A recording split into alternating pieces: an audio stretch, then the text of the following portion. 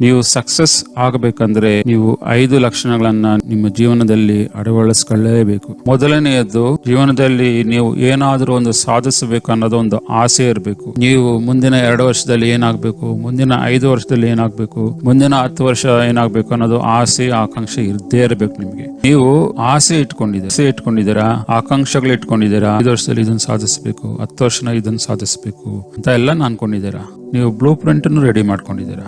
ಆದ್ರೆ ಅದನ್ನ ಕಂಟಿನ್ಯೂಸ್ ಆಗಿ ನೀವು ಆ ಗುರಿಯತ್ತ ನೀವು ಹೋಗ್ಲಿಲ್ಲ ಅಂದ್ರೆ, ಸಾಕಷ್ಟು ಪರಿಶ್ರಮ ಪಡಲಿಲ್ಲ ಅಂದ್ರೆ, ಯಾವಾಗಲೂ ನಿಮಗೆ ದಿನ ಪ್ರತಿ 24 ಗಂಟೆನೂ ಆ ಗುರಿ ಬಗ್ಗೆನೇ ನಿಮ್ಗೆ ಯಾವಾಗಲೂ ಮೈಂಡ್ ಇರಬೇಕು. ಹೇಗೆ ಅಚೀವ್ ಮಾಡೋದು, ಏನ್ ಮಾಡ್ಬೇಕು, ಏನ್ ಮಾಡಿದ್ರೆ ಆಗುತ್ತೆ ಅನ್ನೋದು ಕಂಟಿನ್ಯೂಸ್ ಆಗಿ ಅದ್ರ ಮೇಲೆನೆ ಇರಬೇಕು.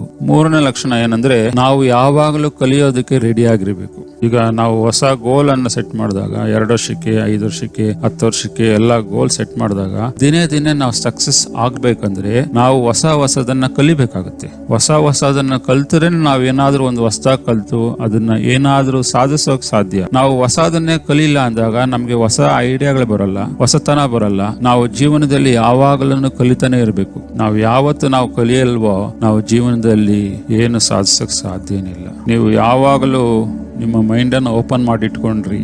ಹೊಸ ವಿಷಯಗಳು ಬಂದಾಗ ಅದನ್ನು ಕಲಿಯಿರಿ. ನೀವು ಮೈಂಡ್ ಅನ್ನ ಬ್ಲಾಕ್ ಮಾಡ್ಕೊಳಕ್ ಹೋಗ್ಬೇಡಿ. ಕಣ್ಣು ಕಿವಿ ಎಲ್ಲಾನು ಓಪನ್ ಆಗಿ ಇಟ್ಕೊಂಡು ಪ್ರಪಂಚದಲ್ಲಿ ಏನೇನು ಕಲಿಯೋಕ್ ಸಾಧ್ಯ ಇದೆಯೋ ಎಲ್ಲಾನು ಕಲಿಯಿರಿ. ಅದು ನಿಮ್ಮ ಗುರಿಯನ್ನ ಮುಟ್ಟಲು ಸಹಾಯ ಮಾಡುತ್ತದೆ. 4ನೇ ಲಕ್ಷಣ ಪೇಷನ್ಸ್.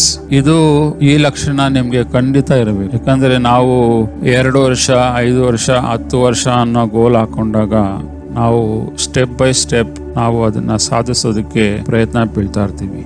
ಆಗ ಕೆಲವು ಸಲ ಸಕ್ಸಸ್ ಸಿಗದೇನೆ ಇರಬಹುದು, ಕೆಲವು ಸಲ ನಾವು ಅಂದ್ಕೊಂಡಂಗೆ ಆಗದೇನೆ ಇರಬಹುದು. ಸೋಲೋಗಳು ಬರ್ತಾನೆ ಇರುತ್ತೆ. ನಾವು ಅದನ್ನ ಮೆಟ್ಟಿ ನಿಂತು ಅದರಿಂದ ಹೊಸ ವಿಷಯಗಳನ್ನ ಕಲ್ತು ಯಾಕೆ ಸೋತಿದ್ದೀನಿ ಅನ್ನೋದನ್ನ ಕಲ್ತು ಪೇಷನ್ಸ್ ಆಗಿ ಅಬ್ಸರ್ವ್ ಮಾಡಿ.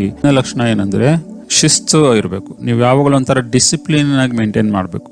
ನೀವು ಏನಾದ್ರೂ ಒಂದು ಸಾಧಿಸ್ಬೇಕಂದ್ರೆ, ಯಶಸ್ಸು ಸಿಗಬೇಕಂದ್ರೆ ಶಿಸ್ತು ಡಿಸಿಪ್ಲಿನ್ ತುಂಬಾ ಇಂಪಾರ್ಟೆಂಟ್.